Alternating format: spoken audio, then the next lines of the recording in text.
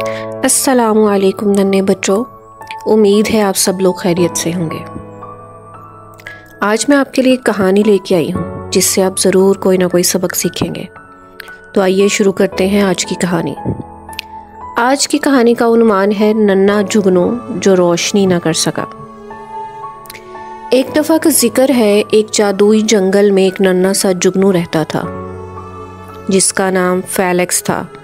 जंगल के सारे जुगनू रात के आसमान को अपनी खूबसूरत रोशनी से जगमगाते थे, लेकिन फेलिक्स को एक मसला था।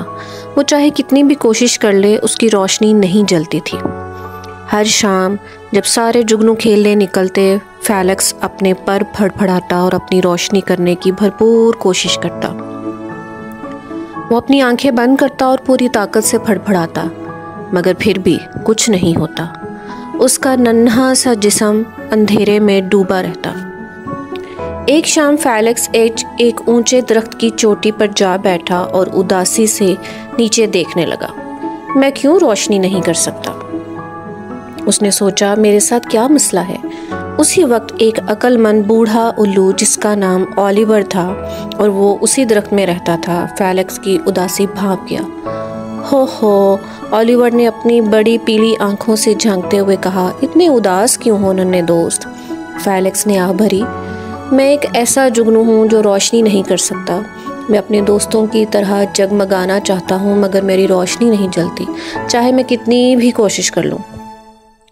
ओलिवर ने नर्म लहजे में कहा, हम क्या, तुमने किसी से मदद मांगने की कोशिश की है? फेलिक्स के नन्हे पर झुक गए। मुझे नहीं लगा कि कोई मेरी इस मसले में मदद कर सकता है। अक्लमंद उल्लू मुस्कुराया।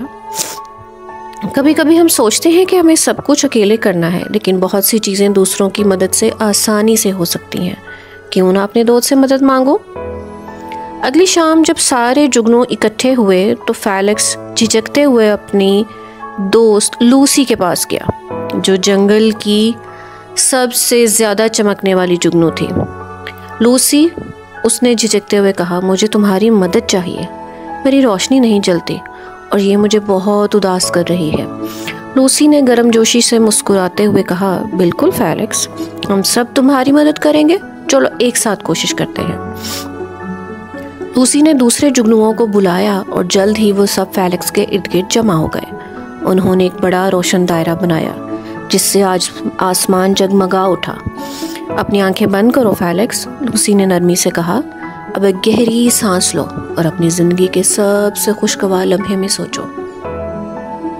फेलिक्स ने गौर किया। उसे वो दिन याद आया जब उसने पहली बार उड़ना सीखा था।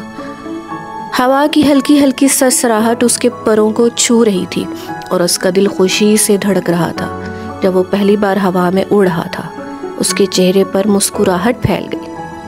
अचानक कुछ जादुई सा हुआ। फेलिक्स ने अपने पेट में एक गर्म गुदगुदी जैसा एहसास महसूस किया। उसने अपनी आंखें खोली और हैरत की बात यह थी कि उसका जिस्म चमक रहा था। उसके नन्हे जिस्म से एक नर्म सुनहरी रोशनी छिलमिलाने लगी। मैंने कर लिया, मैं चमक रहा हूँ, फेलिक्स ने खुशी से चिल्लाते हुए कहा और हवा में चक्कर लगाने लगा। लूसी और दूसरे जुगनू खुशी से चीखने लगे। तुमने देखा फेलिक्स, कभी कभी बस दोस्तों की थोड़ी सी मदद और ज़िंदगी के खुशगवार लम्हों को याद करने की ज़रूरत होती है।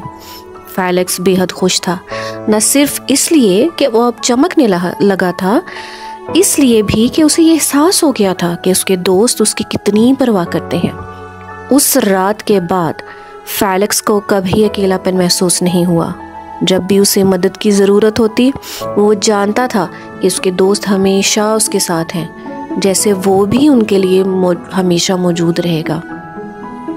और जहाँ तक उसकी रोशनी की बात थी, तो वो दिन ब दिन ज़्यादा रोशन होती गई।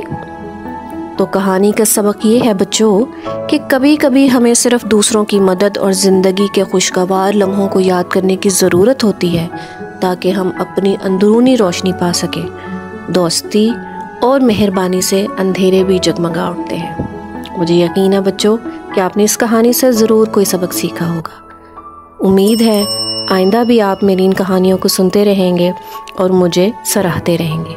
अल्लाह हाफिज़।